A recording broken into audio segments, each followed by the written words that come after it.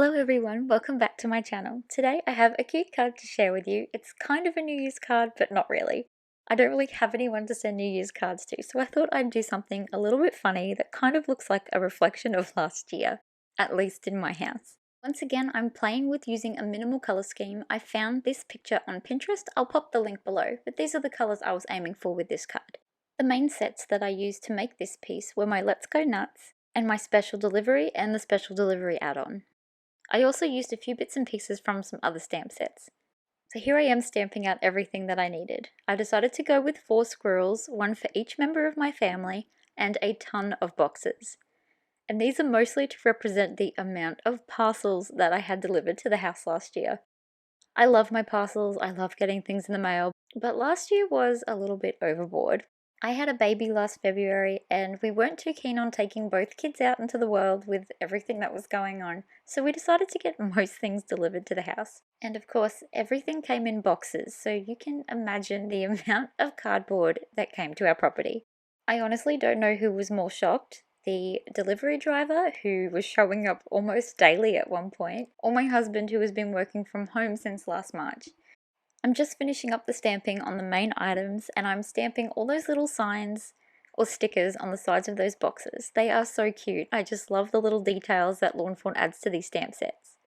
As you can see, I then also stamped a bunch of letters and I stamped a bunch of toilet paper. Not that we were people who hoarded toilet paper. We did find it mildly amusing and incredibly concerning, but we were very lucky in our area. We really didn't have to do that. So here are the colours that I'm using that I felt matched the colour scheme that I had showed at the very beginning. It was a little bit tricky sticking to these ones because, like I've mentioned many times before, I only own a handful of Copic markers, so most of the colours I used today were my regular cheap alcohol markers. I think I bought a set of 80 plus of these for maybe $20. I'm really surprised with how well they blended. As you can probably guess, this excited little squirrel is meant to represent me. The little one running would most definitely be my son. The one with chubby cheeks would absolutely be my baby girl. If you've seen her, you would know that that looks exactly like her. And the poor little guy holding the nut looking off into the distance, mildly concerned, would be my husband. I'm now just going to show a little bit of how I coloured in the different boxes and some of the other items. I'll leave you with some music while I do this.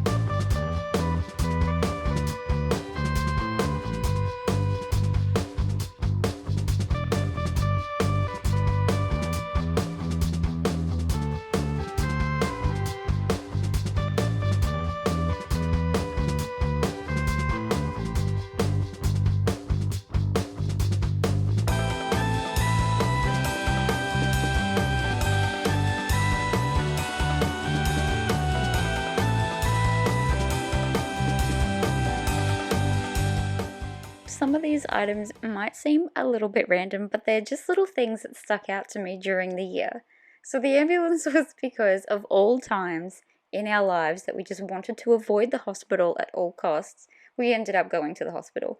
And it wasn't because of my little boy, who is just as clumsy as me. I really thought he would have been the reason we'd ever end up in hospital for our children. But it was actually for my baby, who turns out to be severely allergic to dairy. So she was the reason we ended up in hospital last year. Lots of fun. And the socks are because we actually had a lot of trouble at one point finding clothes for our children. It was a little bit bizarre. We've never experienced anything like that before, where there was a clothes shortage for babies. It was just really strange. As you can see here, I'm just using my R20 Copic marker for cheeks. I use this colour no matter what skin tone or fur tone I use, just because I find it breaks up whatever colour I've put down really well. It doesn't always look like rosy pink cheeks, but it always just disrupts the ink that's already there and makes it just look like there's cheeks there.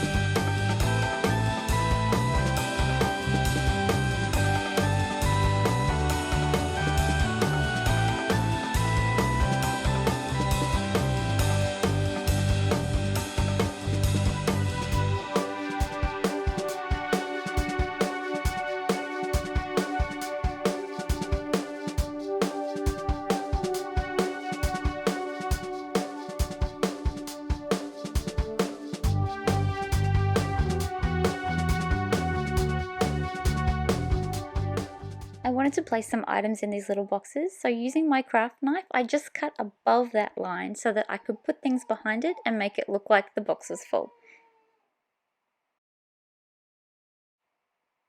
I know that Lawn Fawn has done dies that do this on other stamp sets in the past, but I don't have the matching dies for this set, so I'm not sure if that's an option with these.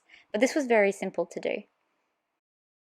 After going through all of my coloured paper, I found that this colour was probably going to be the best for the background that matched the colours that I had chosen.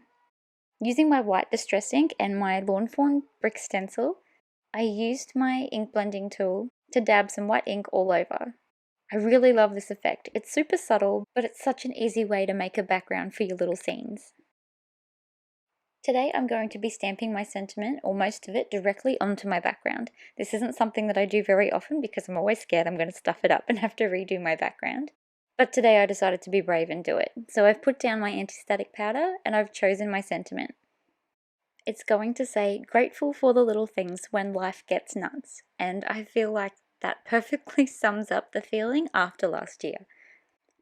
Today I'm using a new black embossing powder. I've had a lot of trouble with the black sparkly powder that I've been trying to use for maybe 2 years now. I just can't get it to work.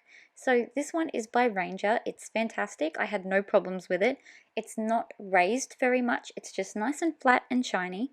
But it is just a really good black embossing powder. I didn't have a single problem with this one. There comes a time in every card where I suddenly decide I'm going to put my double-sided tape on the back of my card front, and this just happens to be the time.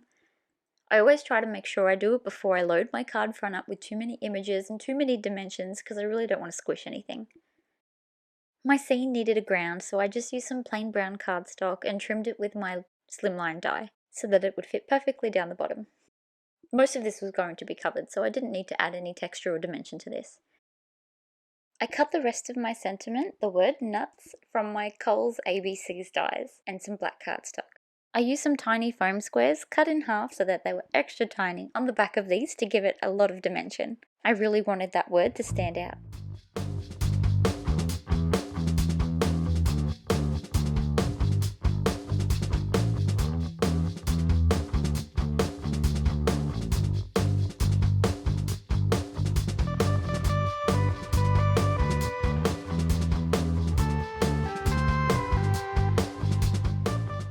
It was then finally time to put this whole scene together.